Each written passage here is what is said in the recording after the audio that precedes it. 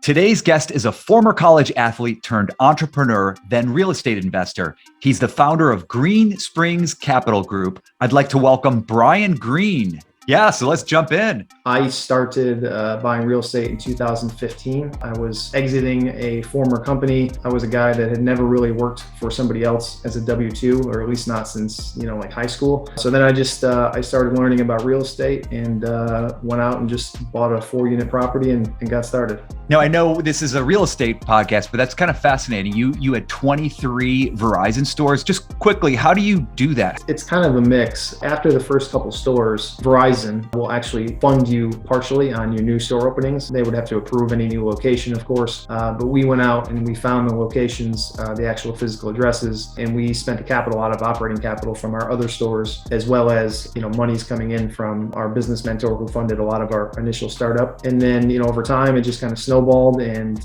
one store leads to another store, and then you start building out your staff. And then we ended up with 23 at one point. And do you still own any Verizon, or did you sell them all? I sold them all. So at the end of 2014, I had retracted back a little bit down to 15 stores. Some of the markets that were effectively profitable before became unprofitable. So I just decided to sell them all. At the time, it was very exciting, but also a little surprising because I wasn't prepared for it because I wasn't looking to sell and I wasn't sure what to do next. I took a couple months off, started doing a lot of research and reading and trying to, meeting with like financial advisors who were trying to pitch me on like 4% rules and all these other, things that they normally would say to like 65-year-old clients. For a while, I wasn't really sure what to do. And then once I bought my first property, which I think was 4 months later, and started operating it and started kind of learning the mechanics of it and could see what it could do even on that small scale of, having just a 4-unit property. At that point, I was like, okay, this is what I need to do. I can still work for myself. I can create my own business. And this is where I'm going. My encounters with financial advisors back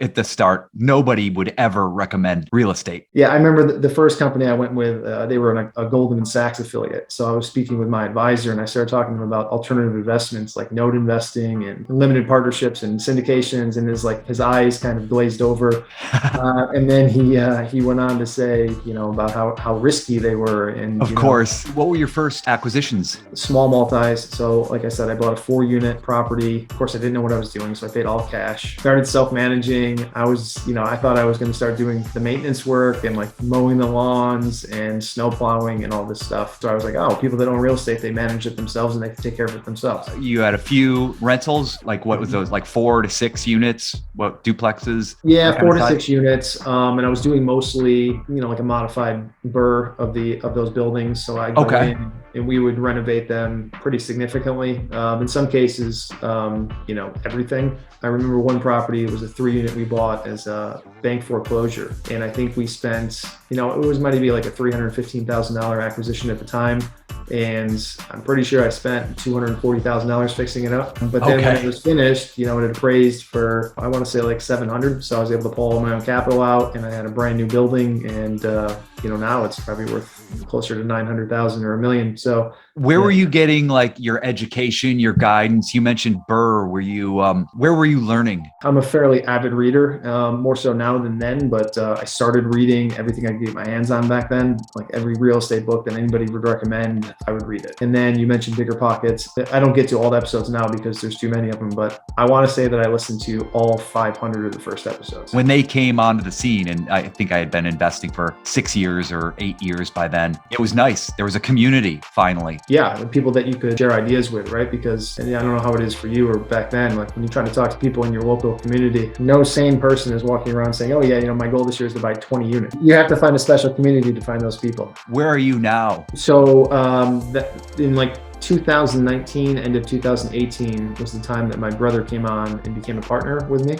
And we changed the company structure a little bit.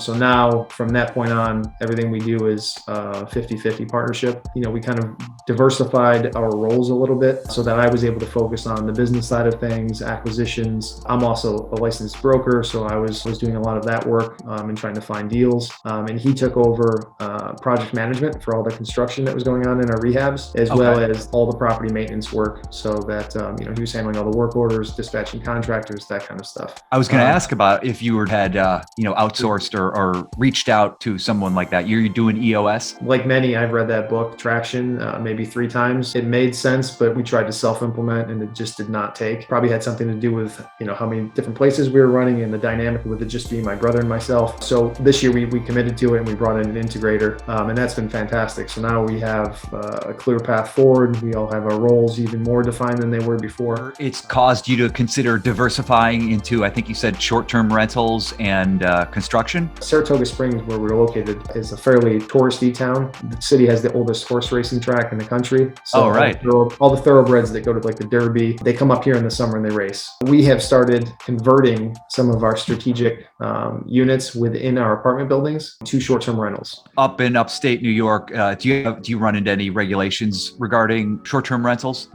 We have lots of regulations as it relates to long-term rentals in New York State tenant law, but short-term in the county and cities that we operate, they don't even charge a tax on short-term rentals to this point. What are you hoping to do with your company? Yeah, so we want to continue to grow organically. We've set a 10-year target of owning and operating 1,000 rental units. So are your markets mostly like within a drive? Are they all in the upstate New York area? For our company, we only focus on, right now anyways, 2 counties. So Saratoga County and Warren County. To give you some context, in all of upstate New York, there's only 2 counties that have positive population growth, and that is Saratoga County, and that is, I believe, Tompkins County, which is where Ithaca College is. Other than that, all the growth in New York State, if there is any, is in Hudson Valley and down towards New York City. What's a trait you possess that has served you best most in real estate and life? I'll go with tenacity. For me, if I decide to do something, in my mind, effectively already done.